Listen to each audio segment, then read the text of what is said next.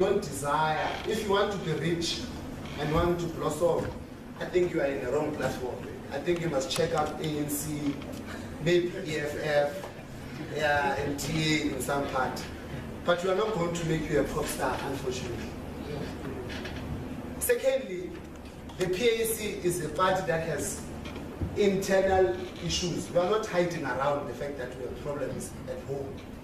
Just like any other family, they do have problems. But it happens to be that our problems, because we're a threat, they are so public that we can't even have private conversations about what we are facing. We do have a leadership crisis. But after Kimberley, we are rest assured that our leadership crisis is going to be resolved. So, which president do you have in the PAC? I think those are unnecessary questions. Because we are dealing here with ideas at the level of ideas. So these are the type of disclaimers that I wanted to make. Was outside of attacking us that, of course, we have one seat in parliament. There's a possibility that we won't even get that seat in this coming election, but it does not really matter in the greater scheme of things. Because the PAC, as an ideological and historical organization, it's built on inspiring confidence to those who have been dispossessed and conquered under against wars of colonization. So, City Ab Umalamba. But I wanted to first begin with the PAC. The PAC was formed under the backdrop of a contestation within the ANC. And one of those contestations was around the political orientation of what type of struggle to wage. The ANC was focused on the rights that black people fundamentally, the fundamental problem in South Africa is that African people are not allowed to vote and participate in the state. While the PAC saw that, no, the problem is not fundamentally the fact that we are not allowed access to the state apparatus. But to say ethically, South Africa as a whole franchise, as a whole country, is built on the exploitation and the conquest of black people as a majority. So therefore, there cannot be any conversation outside of the fact that territory, the land must belong or must be given back to its indigenous owners. Hence its aim, or no, not necessarily, hence its popular slogan, land first and all shall follow, because we believed fundamentally that one cannot speak of any peace or any conversation with those who have robbed outside of them, returning what is rightfully yours.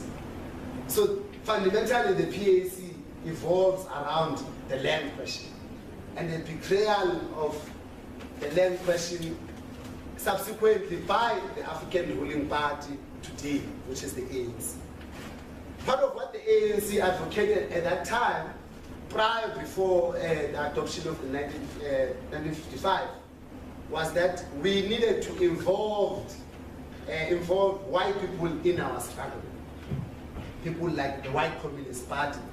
For those who have done their history, we know that the South African Communist Party in South Africa was born in 1923 under a famous slogan called "White Workers Unite, Workers of the World Unite for a White World." Yeah, that's the slogan.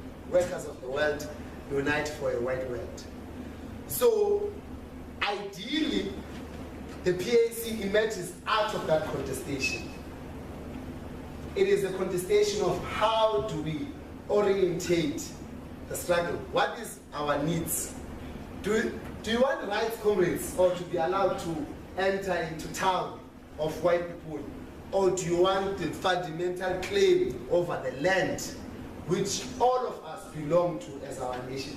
Because what is fundamentally taken from us is not just a piece of land, but a sense of ownership, of belonging in a particular space or in a particular way. So the PAC fundamentally was responding to that. When it responded to that, it had some, because it exists in a historical moment, it had some fundamental aims. When we raise Israel, we are not saying it out of nowhere. We are speaking of the 5 aims of the PAC.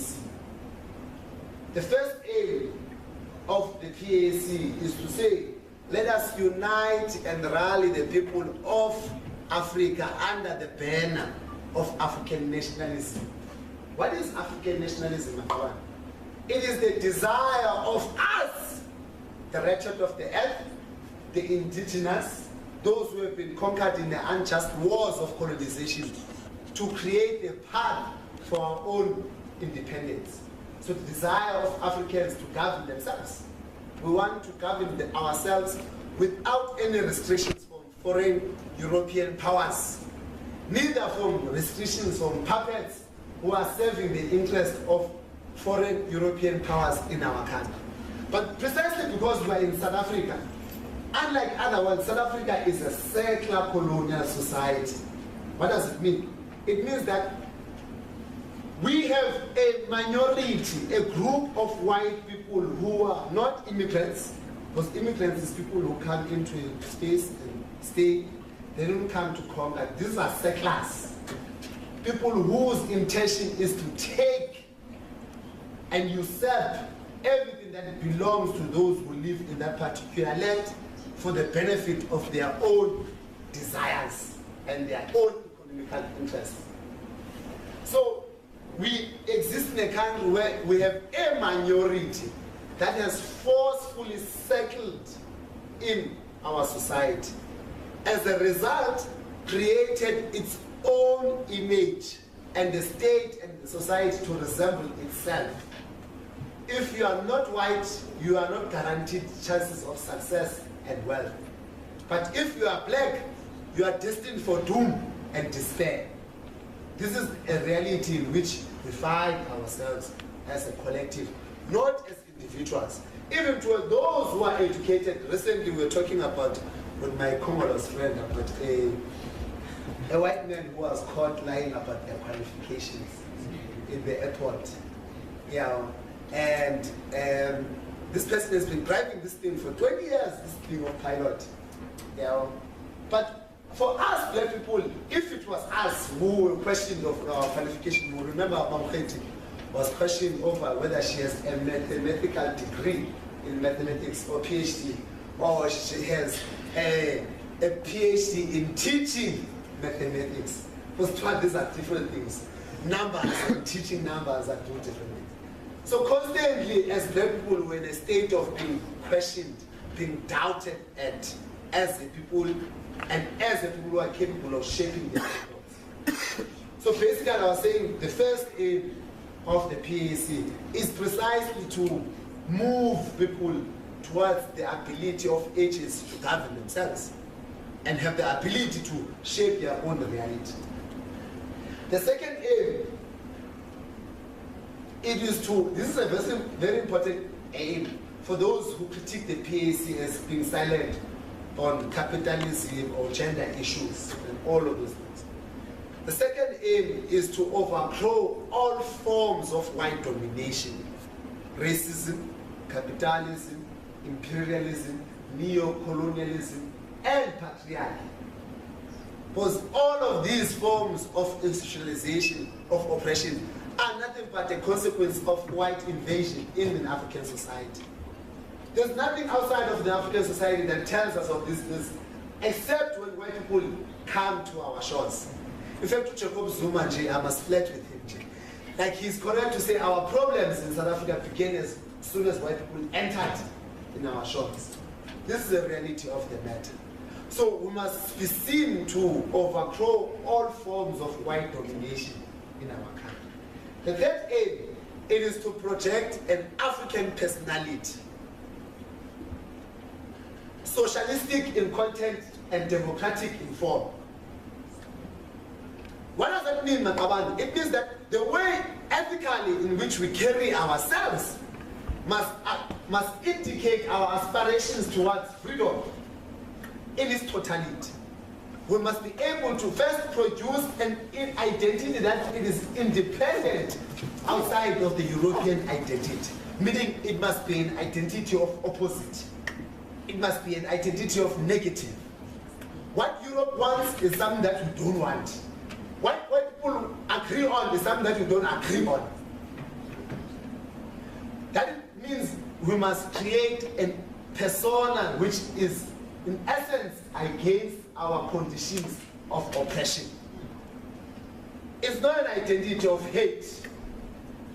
It is an identity of being against the very same position in which we find ourselves in the world.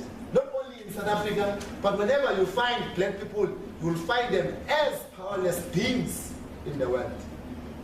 So we must be able to project that particular phenomenon. I was on the third aim. Are you still with me? The fourth aim, comrades. Yeah. And I must mention on the third aim, which is within the building of an African persona, and which is what I wanted to mention, is we must build a United States of Africa, socialistic in content and democratic in form. A time for small states has long gone. We can't be living in a corner. You know, people of Lesotho are so proud of people from Lesotho. But Lesotho is just a province, if we are to be honest. There are other countries that, because you are so small, you don't even have a political voice in the global system of power.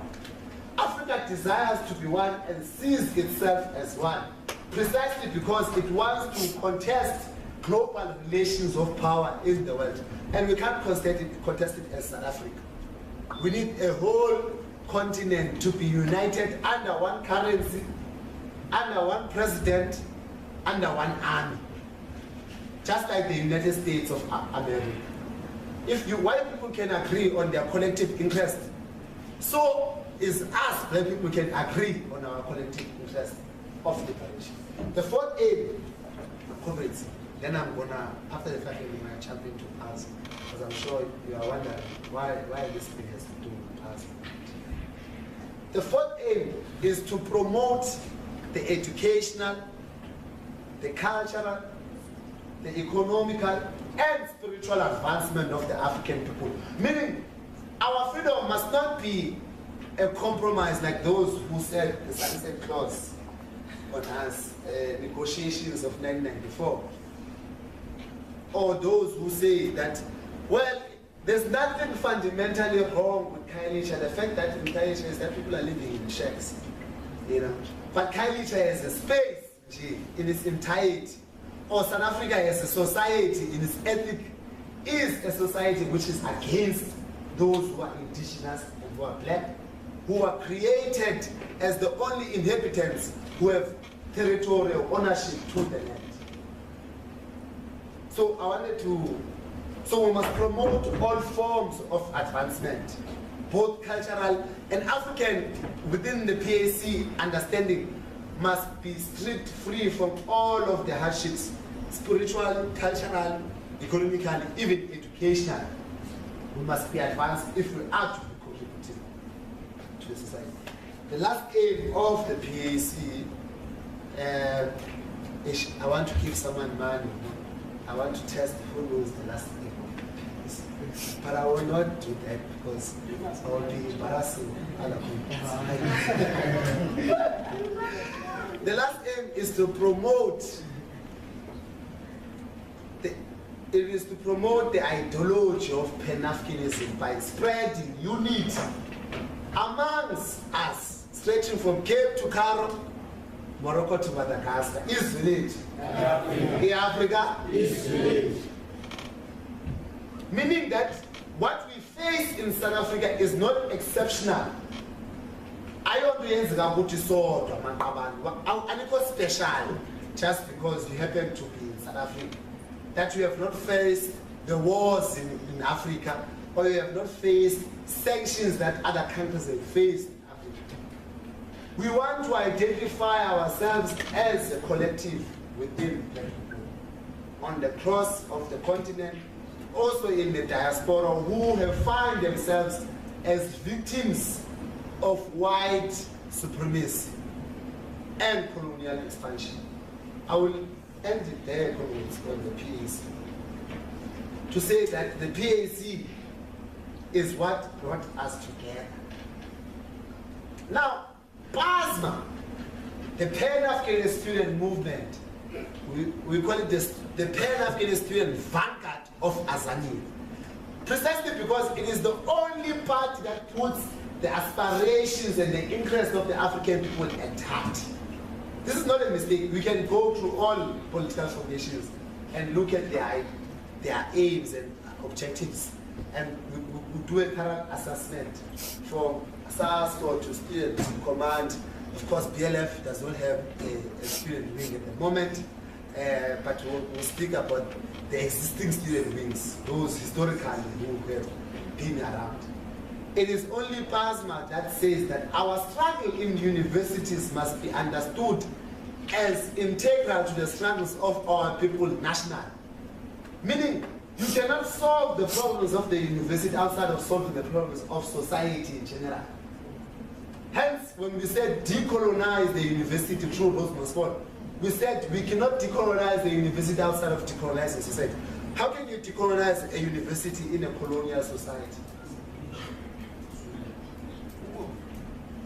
Secondly, PASMA is the only organization that seeks to educate the student populace on the integral part of the worker struggle. Who cleans your bathrooms? Who is a personal attendant in South Africa? Who is a caterer? Who is the garden boy? Who is the kitchen girl? It's black people, the Africans who have been usurped of their land and their power and their ability to recreate. This is fundamentally the problem that we face. So as students, when we're here, we're not here because you want to get a job. In fact, most chances that you're not going to get hired, I'm sorry to tell you this, you are not going to get a job. You are not going to get a job in South Africa. Kito, you can go as high as PhD. Speaking about art and politics, you are not going to get a job in a white society. Precisely because South Africa exists in a moment where, for it to survive, it must have black people who are unemployed. There must forever be a pool of us who are vulnerable, who are willing to take any leftovers from the master's table. This is the ethic of South African society in general, which is fundamentally its constituting element.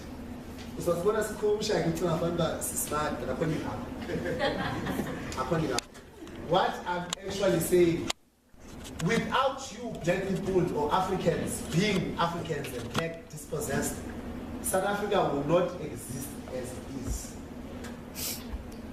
Without you, the laborer, the broke, the dispossessed, the University of Cape Town will not be able to offer its best standards of teaching to attract all kinds of money from Europe to America to even Africa, because it has already a pool of white people who are donating by virtue of them being students.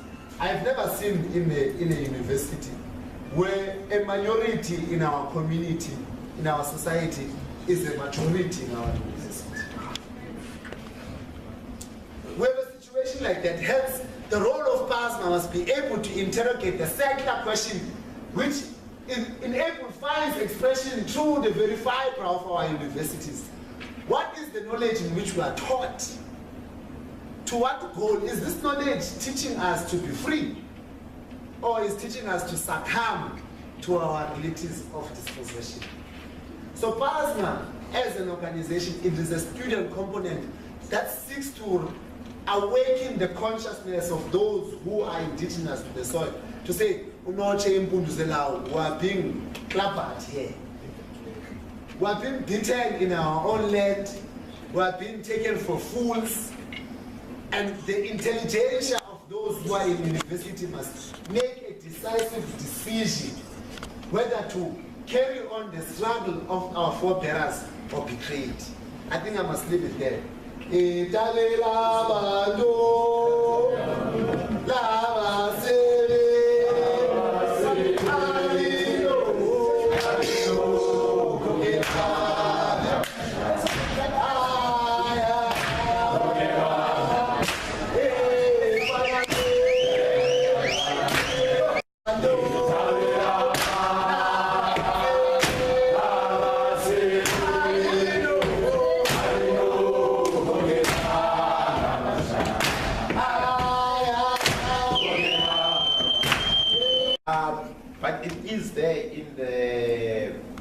resource folder of PASMA, you can check it out. Actually, PASMA does not begin in 1997, nor does it begin with PASMA in 1986. In I think in 1962, if not 3, with the banning of political movements, the ANC formed what is called the South African Youth Congress, which was headed by Thabo Mbeki, and the PAC formed what was called ASUSA at the time, led by comrades of Masixole, who was one of the people in the Beta tribe. I mean, it's there in the resources. If you look at the podcast on Masixole, you will go through this thing. But I mean, it's an interesting conversation about how really the history of the organization spends much longer than what we normally tell. Because the story has always been that it was PASMA and then PASMA in 1996 in this Congress decided to separate. But that's not my part of the talk. What I'm here to deal with really is two things. First is the analysis of the settler. The second is the question of the natives being a settler, right? And I want to give really a historical account first of the history of the world generally. And I take this from scholars like what's this guy, Stuart Hall on the West and the rest, also who holds the Jaffe when he does the reading of the world. And I mean, we all know that the first thing that happens in South Africa is the settler coming into Africa and settling in Africa. Right? But the question becomes, many people would ask, but people come from Africa generally and they move out, right? Yeah. And this way I want to take us through. There's something that was a Jaffa calls the zero. If probably to do maths, you know,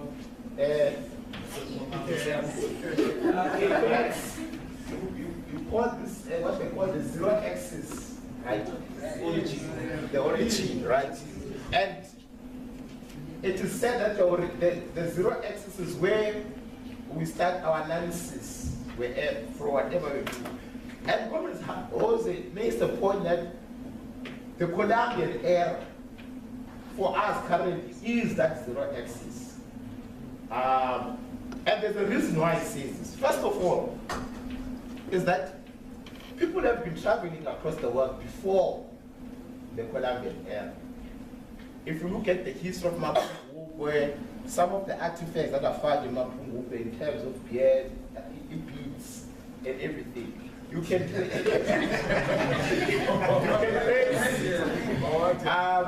trace some Asian origin in them. The Mapungu were people who were trading with Asia. Great Zimbabwe was trading with Asia. In fact, Columbus himself, before he went to America and discovered America while he was trying to look for India, was in Ghana and was told that there are people who live somewhere. So the point is that people traveling across the world is not something new. It has been there.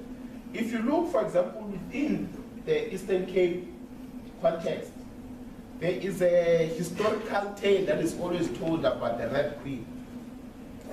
The Red Queen was a Scottish woman whose ship wrecked off the coast of the Wild Coast.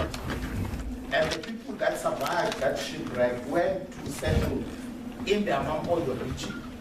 And they were adopted by Mampondo nation, and they so happened to be part of the Real clan.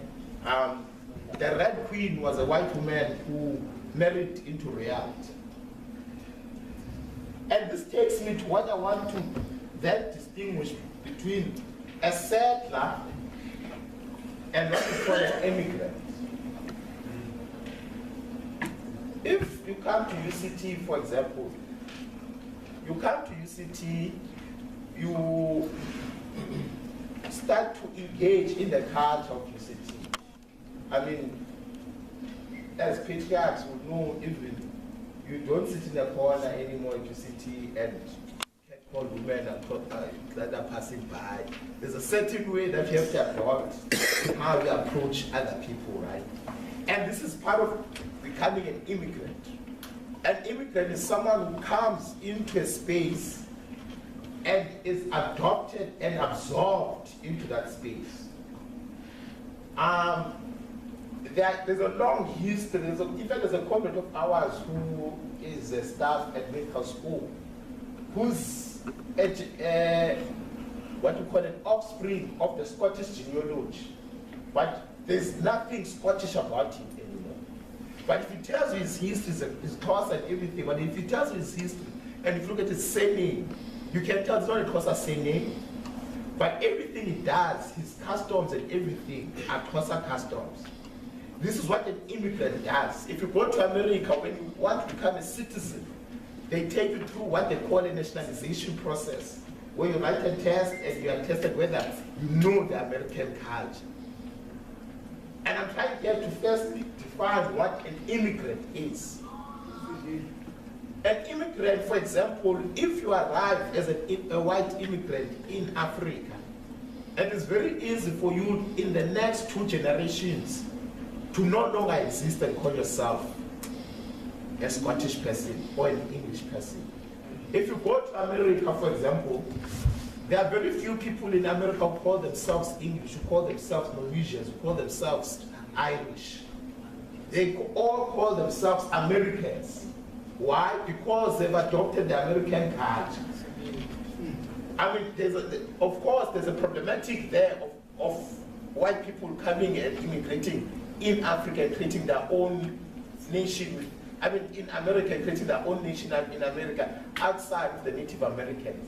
But what I'm trying to show here is that even within that enclave of white people in America, they were able to dissolve their historical national classes that they come from. This is what we call an immigrant. The difference that becomes with the settler, and which we see with what I call the zero axis. When the Columbian era happens, something different happens with the Columbian era. Of course, the Columbian era is linked with the development of capitalism across the world. And what a settler does, it arrives in a place, it enforces its own culture and norms, and say that you are nothing, and we are going to do what we want to do.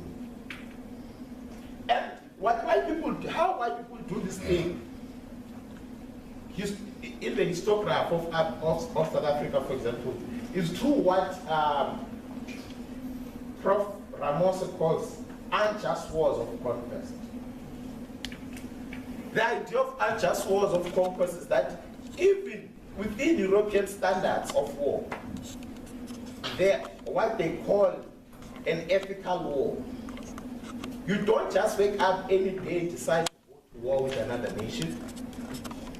You go to war with the other nation, for example, if, and we see this thing even within our own context in Africa. When a different nation raises its cow over the river into our land, that's an act of war. According to Aquinas, then you are allowed to react because you have been provoked. We are allowed to react to that provocation, to maintain your own sovereignty. Because once you allow people to come into a land and do whatever they please, they can just as much say that you are no longer a sovereign nation. They can do whatever. They will start by grazing, tomorrow they will start by demolishing your houses, and so on and so on and so on. So the idea is that once a transgression happens that threatens your sovereignty, you are given the right to protect yourself. So you are reacting to a provocation. This is a situation where you can go into war with another nation. Second of all, I mean, there's also other criteria about you don't kill a civilian, you only, for example, back in the days, people would not fight in the villages. What they call a mabuto, and then they say, let's put together young men, and mostly men at that time, actually basically just men, young men who would go into the field and fight. This idea is precisely based on the point that you cannot kill civilians. The idea is once you kill the people that were at the battlefield, then you have won the war, and you cannot kill any other person. Anyone who's not at the battlefield, you don't kill. Hence today we have issues about the Syrian war using Bashir using gas as a weapon of war. And this is seen as unethical because you don't kill civilians. The idea I'm trying to show here is that even in war, there are ways that you get into war, and there are ways that within war you operate. Let's put now in the African context with Europe, with the contact with Europeans. There is no historical record of Africans leaving Africa and going to fight Europe. There is no historical record where we leave Africa to go and take resources from Europe that gives Europe the right to then react from our provocation. That's the first break of the rule on a just war. So the war, first of all, on us was unprovoked. The second part of it is once we are in war, the ways in which they operated to conduct their war was unethical as well. If you read the book by, in fact, a professor here at the historical department called Muhammad, he writes a book called Genocide and Settler Colonialism, where he links genocide in every place where there's settler colonialism. He makes 3 case studies: America, South Africa, and Australia. He tells us a very interesting historical record of one commander of the Dutch settlers who gave an instruction to Dutch soldiers to not waste their bullets on killing infants. How to kill an infant, according to him, you must take the baby, bash it across a rock. That's how you kill an infant, according to him. It's a historical fact. This is an order he gave to his soldiers. What we see now here is happening that we have broken again the second part of killing civilians. An infant was never going to be a threat to you. It was never going to be at the battlefield. With all of this that happens, what then they do is they start to create a Europe in Africa. And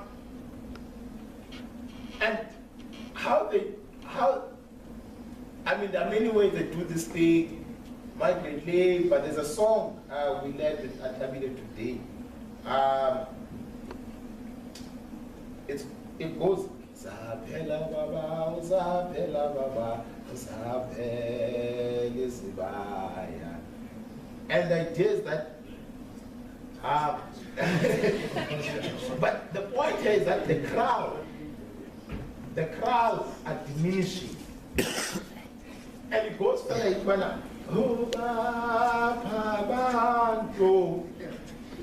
which is a question: where are people to face this thing? And then it goes further to say, point them out, these people who are creating the diminishing of the crowd. So you see that within the African context, African people knew what was going on. They sang about what was going on. I mean, this is another part about how then we engage with knowledge. Sometimes when I would sing this song, and you don't think about how this song is historical in this context, right? But it is historical in the sense that this is how then Europeans create an image of themselves to a point where we then, our own cultures and ways of life start to then accommodate their own. And then what leads us to that, we are then there to a situation where black people were generally in control of, I mean, the circle represents the structural system. In Africa, the structural system, of course, was controlled by us, about our customs and our norms, and everyone else who then was outside was a disturbance to the system. What then happens with the coming of Europeans, they reduce us to this point. They become the master signifier of society. As I've said, the entire world is created around them. And they call themselves throughout history, but another funny thing, they realize this fact that they are settlers, they're not from here. During apartheid, they used to say non-Europeans and Europeans. They used to call themselves settlers. There's a school, in fact, in Belleville, where there's a school in Belleville where a cousin of mine used to go. It's still to this day called Settlers High. Yeah. The Settlers Way. The Settlers Way. They know that they are not from here. But strange things happened with 1994 moment. As he talks about these things, that white people then, on the 26th of April 1994, they go to sleep, realize that they are Europeans and settlers and Dutch, whatever. And then the next day they wake up, it's 97, April, democracy. Then we are all South Africans. But then what we need to ask ourselves is what exactly I've said. Does the 1994 moment deal with what made them be settlers in the first place? Does it deal with the fact that they came to Africa unprovoked and through the analysis of an unjust war? Has that process been reversed? It has not. What 1994 moment does, it then creates a blur around this thing. We are all democratic.